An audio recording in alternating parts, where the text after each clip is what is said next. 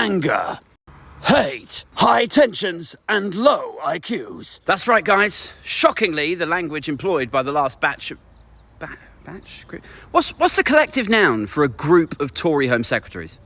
Witchery. Right. The language employed by this most recent witchery of Home Secretaries, and of course egged on by their friends in the right-wing press, has resulted in radicalised and emboldened cretins taking to the streets. It's amazing, isn't it? Rents are about to soar, mortgages are doubling, your gas bill has tripled, and yet all of that seems like Pluto to the Venus of dinghies. Of course, it's not totally incomprehensible to understand why they might think it's the most urgent issue we face, when the government, who are charged with keeping us safe and prosperous, pretend that this is akin to being invaded on the south coast. It's also important to remember that sometimes this anger comes from an understandable place, like this guy. Here's the thing, right?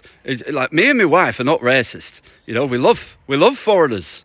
My wife has always loved foreigners. You know, but 3 weeks ago, because of this lot, in this Travelodge, she was sexually assaulted. And, it was terrible. You know, she come down here just to check that they were all right, you know, to bring them something or other. And I was, like, following her just to check that she's... I'm a protective husband. So I, followed her, and I go into the Travelodge. I see her go into one of the rooms, and after an hour, I'm like, oh, she hasn't come out yet. Better go and check on her.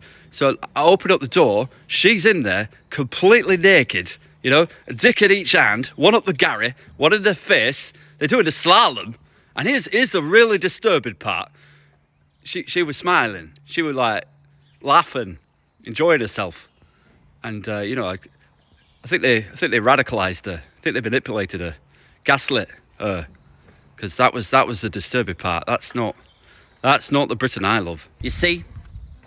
Understandable. Still, I have to say, and I don't suppose it'll win me too many fans, but I'm actually kind of jealous of these hate-mongering thought leaders. Because rather than being a total cretin, this guy has actually cracked something I never could. The whole time I was flyering in Edinburgh, I found it next to impossible to get 15 people into a basement room for my gigs. Imagine how silly I feel now, knowing all I would have to do to pack out a church hall is pretend to not understand the asylum system. I wonder how much better the UK would be if we reversed that example. Like, remove that guy from xenophobic culture and show him he could get the same sense of purpose and round of applause if he just worked on his jokes a bit. Still, scoffing at crayon eaters be damned, it's hard to escape the conclusion that the country is now so stupid, people like this cunt, and these cunts, and these twats will literally be protesting about who gets to stay in a Travelodge while their own homes are repossessed.